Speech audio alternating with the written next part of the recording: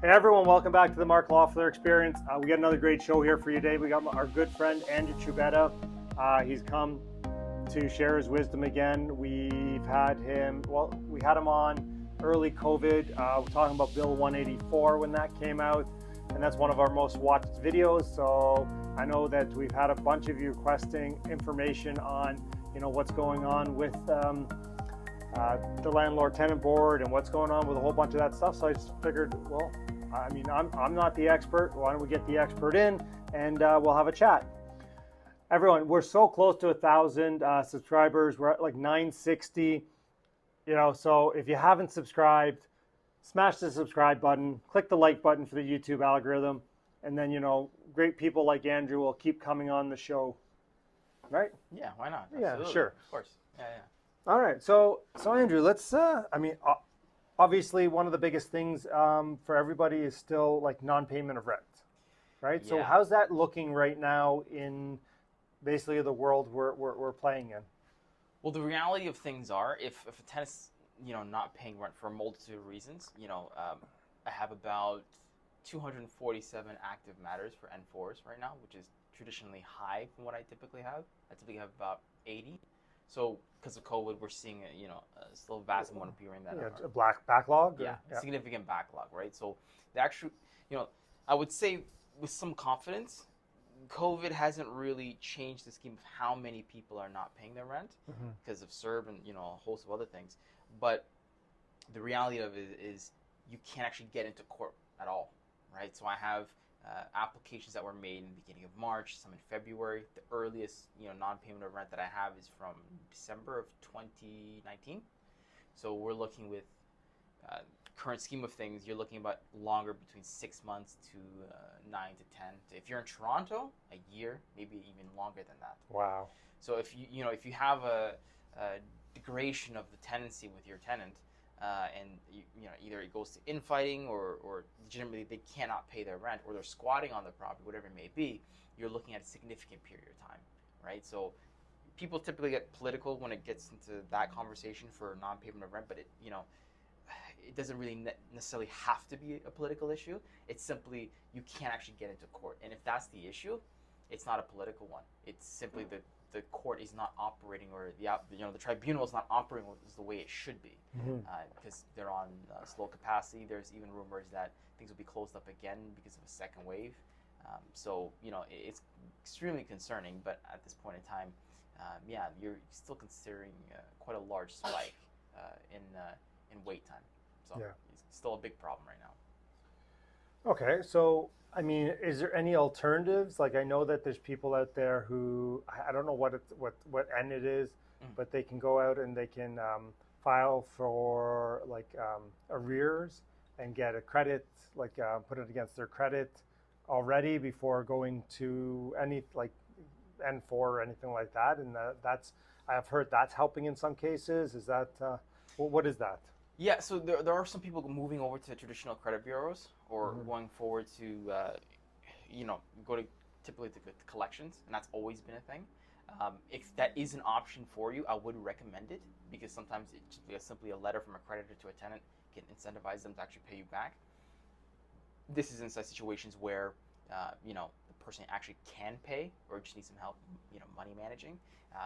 But at the end of the day, having a brutal and honest conversation if a person can stay at the property, because as of right now, we're having issues with people moving around, immigration, gentrification, whatever it may be, and some people are not able to simply pay the rent in the properties that they've traditionally stayed in, right? And they've essentially been priced out. And having an honest conversation with those people, can you actually afford to live in this property is typically what I would suggest to most to investors or personal homeowners or anything like that. And if you can't have that conversation, you should hire someone to do that, either that being a realtor or that being preferably a lawyer or paralegal, because so some big guy with shows up in it on a big Harley and one of those styles, or never something like that. Never something of two sides of that. No, simply typically a letter and a phone call is typically enough, right? People are good people. They naturally, people don't want to have any issues with legality whatsoever. And if if there's a non-payment of rent issue, or if there's one individual not being paid the rent that is due or the money that is due, that's inevitably what is going to happen. Doesn't necessarily matter if it's a landlord, if it's Shoppers Drug Mart or Cadillac Fairview, or a commercial lease or residential one. Eventually, it will go to litigation at some point if it doesn't get fixed, right? And that's the same thing with any credit card or any other debt. And people need to just understand that that's eventually going to be pushed at that point. So what are people doing right now? Because I mean, you can't sit and not collect rent. Like, yes. What are people doing? Like, what's your? I mean, okay, show up, letter, conversation with them. Most people are good.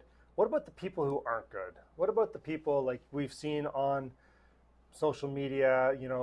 I'm buying a house. People aren't leaving. The renters aren't leaving. I don't know, the one woman who put a billboard up in front. Yes, I saw about that. I will point out, this is not legal advice, so you certainly should not take it as such, because every case and every matter is traditionally different from every other one. But that is the $1 million question, because if the courts don't work, what do you do?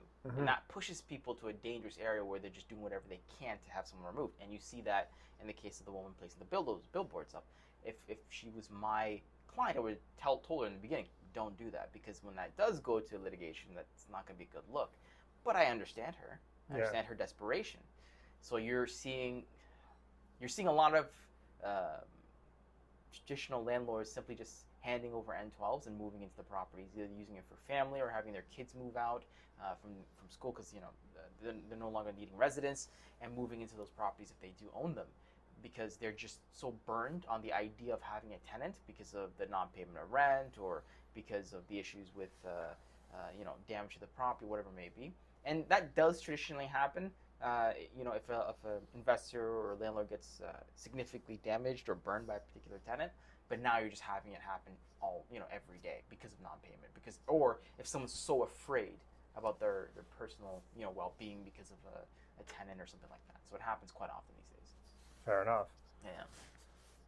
So you're seeing a lot of N12s for personal use, is that? Yes, and I'm seeing a lot of tenants unfortunately holding properties hostage. So what happens is, and I have about 20 or 30 of these matters, particularly in this case, where a tenant has been issued a correct notice, it's gone through, someone is selling the property, and you have a new family moving in. And I had one family that actually had to live in a shelter because the tenant refused to leave. This is someone that had the ability to, and actually owned another property, but just refused to leave, and looking for a cash payout. And it's happening more and more and more, specifically because of COVID. Some people are just not willing to look because of COVID. The law doesn't stop anyone from purchasing a property, and now you're having that debate being moved into that as well. So, well, I mean, I guess that's a if you're buying a tenanted property that you're looking to move in, I mean, I would make it conditional on obviously the seller providing vacant possession. Because if it's not vacant and I go there the day before closing, then I'm probably not going to close. Yeah, and I would give a blanket. I'm not a realtor, but I would give a blanket statement basically saying, if you are purchasing a property, you should not close. You should not show up to your lawyer's office, get a key in your hands, unless you know for sure that tenant has left the property and the locks have been rekeyed. You should not do that whatsoever. So, question. I mean, what you're talking about is criminal, right? Like, it seems like it's criminal. They're extorting. Like, why isn't this like a criminal charge? I mean, if they send me an email and say, yeah, I'll leave for $10,000, that's extortion. I know what the argument's going to be, because it's very difficult to have the conversation without having both sides of it. And I know the opposite side is, well, you're asking me to leave my personal residence. Like, what, where you purchase is not my concern, right? And should I not receive fair compensation to leave that property? However, there is an alternative, right? A lot of people have a misconception about who or what people are buying these properties. Most of the time when you're dealing with a 3-unit property, 2-unit property, it's actually a single-family dwelling that's been converted to a duplex, triplex, wherever. 100%, yeah. I can understand that argument if you're purchasing a large multifamily multi-story building or that kind of thing. That's a fair argument Well, to make. anything four or over, you actually Yes. can't get for personal use, right? Can't Like get for I can't. personal- Yeah. Those laws exist, and they exist for a reason. And But I'm talking about a single family home. yeah, You're renting a single family home. You've been given proper notice. Somebody shows up. They close the property. You're still there, and they say to that new buyer, "Give me $10,000, or I'm not leaving." That's extortion. I wouldn't say it's extortion, but, But I would definitely say it's certainly not. Well, this is just me. This is your legalese. Yes, I guess. yes. I guess if we weren't on camera, you might call it that. You know, but I have some choice words for people that do attempt to do that to get a large payout, and then I never like it when people use somebody else's desperation, to get a cash reward. Yeah. And that's flipped both ways. If you're in the position of evicting someone from their house, and then you try to drive in home a low number or anything like that without giving someone fair compensation. That's terrible. But what fair compensation do you need that you've been renting this property? They've sold this property to somebody who's going to move in. They've given you proper notice. There's no compensation in today's world that you need to provide, right? Like you don't have to provide 1 month's rent. The conversation doesn't need to happen because it's outlined in the RTA. Exactly. Yeah. So we all agreed that when these laws were drafted, this is how much money we would give to a tenant when they're leaving a property or there's been the correct end form issued onto the property. That debate's over. That's already been happened. done. Yeah. And if that's the case, then I don't see why someone wouldn't take that and move forward. And typically most landlords or people purchasing a property, they're not foolish. They understand sometimes that more money is needed for rent or something like that. And a lot of people do hand it out, but the issue is nowadays, and I can't speak for every practitioner, lawyer, or paralegal, or whoever it may be, but from my personal experience in the files that I have, and I do work with quite a few, I'm seeing higher numbers that are not foreseeable, like more than a down payment would be 10,000, 11, 20, 25. A small minor inconvenience of a shouting match between two people because of desperation, because of COVID, tenants and landlords are having those conversations and those altercations a lot more often, can turn into, well, I'm suing you for $6,000, $7,000. Applications made for $20,000 because of a disagreement over plumbing or something like that are trivial but have been, now pushed and expanded into something major, and then someone like me needs to get involved. And applications made by a tenant are only, I think it's $45. Yeah. It's very cheap. But a defense for a landlord, $1,000, $1,200, $1,300, depending on what it is. The amount of applications, if you've got 5 or 6, you're looking at $7,000, $8,000, $9,000, $10,000 worth of litigation fees. It's a lot. Yeah. It's a lot right now. So I can understand it. The issue and the main issue I keep driving home with everyone is regardless if you're a landlord, if you're a tenant, the tribunal as of right now doesn't work correctly because you can't actually get into court. And everyone. So okay. Yeah. Let's switch to that then. Let's switch to the tribunal. Well, so I mean, in Bill 184, one of the things was that we could now we could just do a deal. Say, okay, your rent was $1,000. You owe 2 months or 3 months or 10 months. Doesn't matter. Yet here's a way you pay $1,100 a month. Until you've paid us back, and away we go. Is that so? You could make an agreement. Yes. And then if they broke that agreement, then you could just kick them out without going to tribunal. Is that? Yes. Okay. So what you're describing is something called an ex parte order. Basically, it means you can go in and have an eviction order with the sheriff without a hearing, right? Because you have traditionally it's a sign N11, right? Nowadays, that N11, because you can't get into court, in my opinion, is just a very large paperweight. So, I would still recommend with everyone, if you're purchasing a property or selling or whatever it may be, if you have a signed N11, it's essentially worthless because you can do that. You can put the application through and you can go to the board.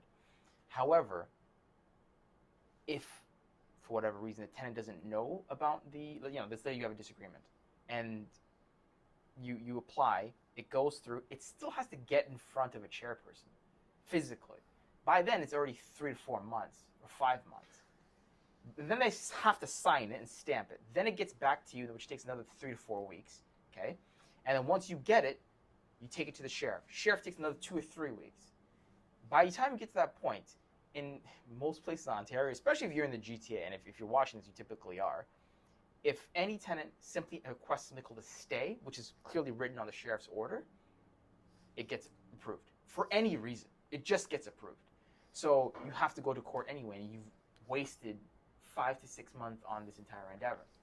And then by the time you get a hearing date, it's an additional 6 to 7 months. So now you've waited a year. So using an N11 sometimes can be worse than simply just forcing yourself going into court. Yeah.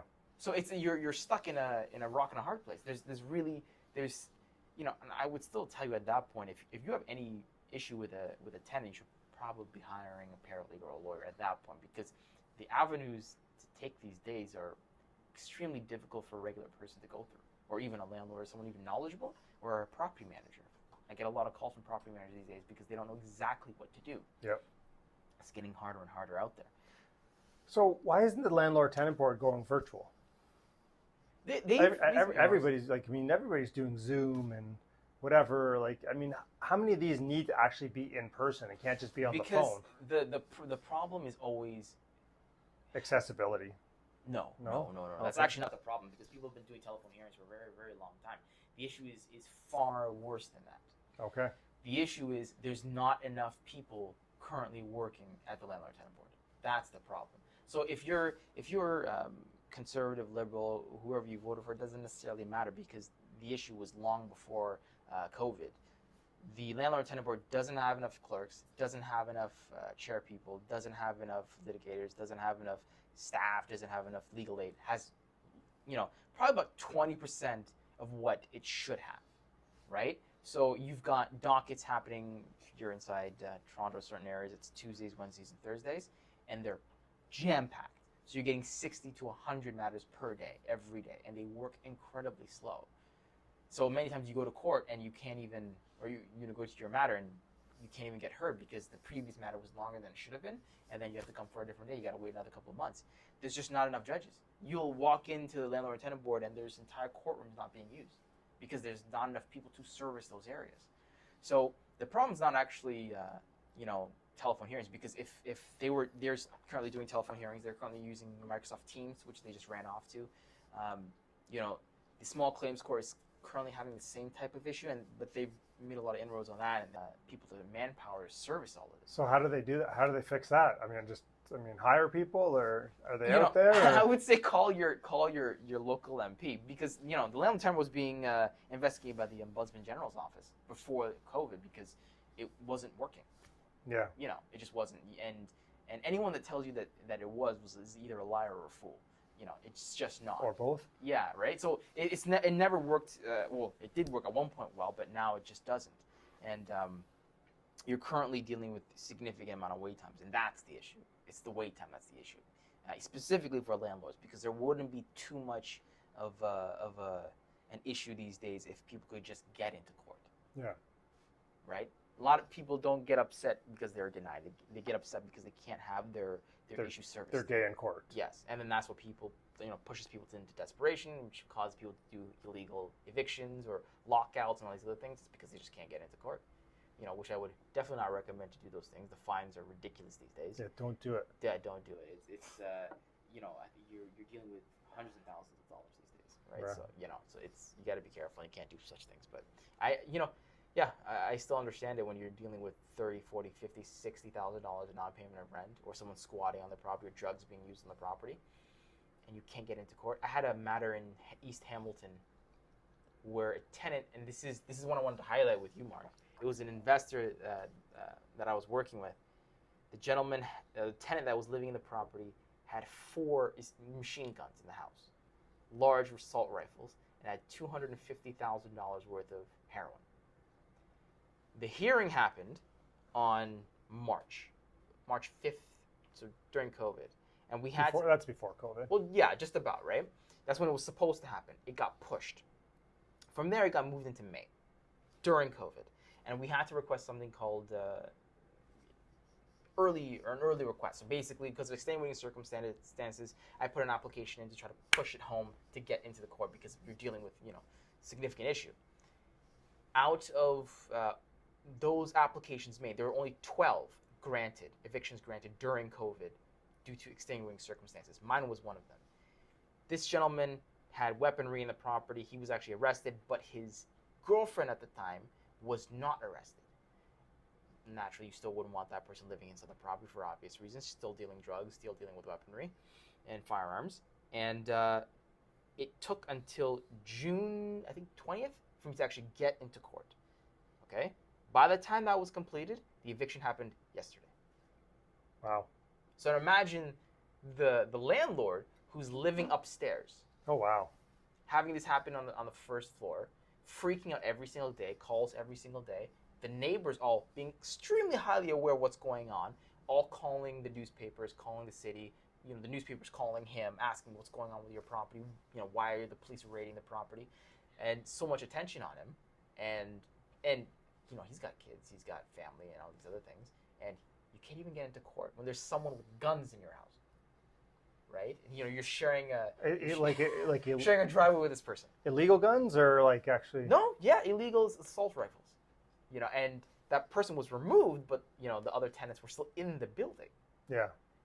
And these people that were assisting him. So it's not so cut and dry, right? It's not so simple when you're dealing with issues like that, right? So it should be. It should be fast. Yeah. You should be able. You get into court within a week, 2 weeks. When did that stop being the normality? Yeah. That's not a political That's not thing. Political. That's just simply the way it is. It should be that. That's a safety issue. Yeah. Right. And people will say and things get pushed quicker. And I'm not harping or being critical of the landlord tenant, but there's a lot of good people that work there. It's just that they're not funded. And there are not enough of them. There's not enough. Yeah. That's just the reality of it. So I would recommend that you call your local MP and attempt to get more money placed into that. Regardless if you're conservative or liberal or whatever your political leaning is. You don't even think NDP is a party? Is that why you don't mention them, or? They've never won, have they?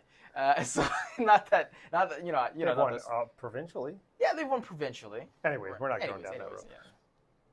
Yeah. All right. Anything else you want to share with us before we cut out? Anything I want to share with you? Yeah, if you're currently dealing with a landlord and tenant issue, I would recommend, if you're an investor, if you're a realtor, if you're any sort of professional, as of right now, if you have an application to be made with the landlord and tenant board, do it. Don't simply wait on it or hold on to it simply thinking that the wait time is too long. It's a couple $100s, but you cannot afford not to do it, right? The wait time is just far too long if you don't. Additionally, if you're ever put in a position of saying, I don't know, that is the time that you call a paralegal or a lawyer. That's the time, because as of right now, litigation, or even just simply applications made, if you make the wrong application, or if you do it incorrectly, you could be wasting 6 to 7 months worth of your time, and paying someone $1,000, $900, $800, whatever it may be, to simply do the application for you with an actual professional is far better for your financial interest and for your personal interest in your situation, and apart from doing it on your own. So that's what I would recommend. I would recommend to everyone, if you've got an issue, you should not be handling it on your own. As of right now, the stakes are way too high with the issues right now. You should not be doing it on your own. All right. Well, Andrew, thanks so much for coming in and sharing what's going on out there in the landlord-tenant world. Absolutely. Thank you.